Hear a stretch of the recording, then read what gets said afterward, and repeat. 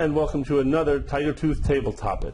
I'm Bill Caruso with Tiger Tooth Technologies, and I'm here today to talk with you about the 7 deadly sources of waste that you'll find in your production line. The one that we're going to talk about today is unnecessary transportation. Okay, now transportation is absolutely necessary when you're producing things. Obviously, you can't expect to have something put in one place and then one crew comes and does some work on it, it goes away, another crew comes in and does some work on it while people wait for each other. No, it's normal to move the work down the line and then have stations where people and tools stay stationary and they work on things. So that's an absolutely necessary bit of transportation. But sometimes you'll see that there's some transportation that's not necessary. Okay, so what's an example of things that are not necessary? Well, normally you want to have your first process happen first, and then your process B, your second one, happen second, and your process C happen third, and your process D happen fourth. Okay, that's very normal. You're putting a car together. You put the frame together. You put the engine on. You put the wheels on. This sort of thing. And then eventually you polish the car. You don't start by polishing the car and then putting it together. Okay, that makes no sense. Okay, obvious sequential problems with that. But you do see processes happening out of line. Sometimes you see some processes where people do A, and then they do B, and then they do C here, and then they do D over there, and just it's a mess. Things are moving around. If you make a spaghetti diagram of this, and a spaghetti diagram is nothing more than a diagram where you have a floor layout and you follow the path of the product. You just make a line wherever you see. And you'll see some spaghetti diagrams where things are all over the place. And then you'll see some others where it's very sequential, very simple to understand. You want the simple kind.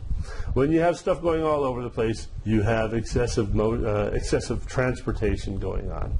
And this excessive transportation, it's a waste of time.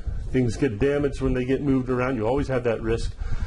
Since you're moving things around, normally you don't just move one thing around. You generally want to do what? Put a bunch of them on a cart and move them together because that's efficient, right? Well, that causes batching. And what is batching? It's the opposite of single piece flow. Take a look at another video that I have on batching versus single piece flow, and that'll make sense for you why that's a terrible waste, what happens. So you want to have that one piece flow. You don't want to be moving carts of stuff around. Go out to a factory and look at it. You see people pushing carts around, pushing from one place to another. There's a problem when you see that. Sometimes it's necessary. If there's a big, huge oven that a company has that stuff needs to go into, you can't move the oven to every single factory, to every single line. So people have to move stuff to the factory. Or if you have an X-ray machine, obviously you're not going to have an X-ray machine for each line in a small factory. You normally bring things to the X-ray machine. So you do have to batch there, and there are algorithms that you can follow to figure out what is the optimal batch size for that. Once again, we'll go over that in another table topic. That one will take too long to talk about. I want to keep these things down to 3 minutes so you stay interested.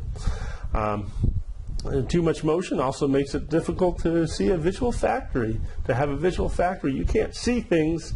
You want to be able to see things on a factory line. You want to see things moving from one station to another. If all of a sudden you have parts taken off of the factory line and they're being carted to somewhere else, well, you can't see that. There goes your visual factory. There goes that facility. Obviously, moving stuff around is a safety hazard. Things can fall on people. People can fall on things. It's a safety hazard. So what are the solutions to excessive transportation?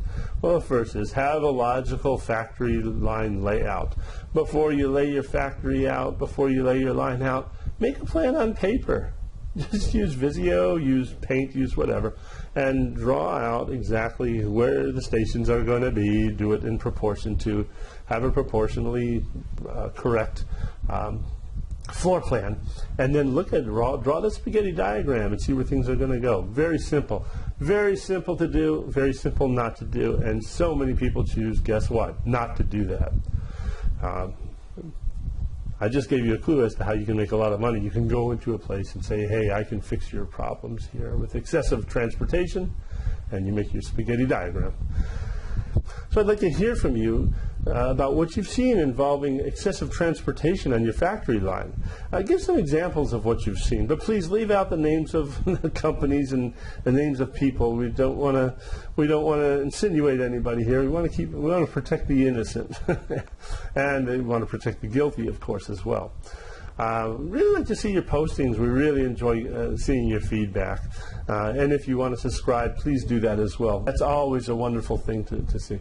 So the more you contribute, the more other people contribute. And the more other people contribute, the more that you get to read their contributions, the more that we all learn together. Really, this collaboration thing works really well. And I've enjoyed reading so many of the things that you've written so far and responding to it. I think it's a fun thing. Well, this is Bill Caruso with Tiger Tooth Technologies signing off. I've enjoyed talking with you today and look forward to talking with you in the future about other aspects involving manufacturing. Take care.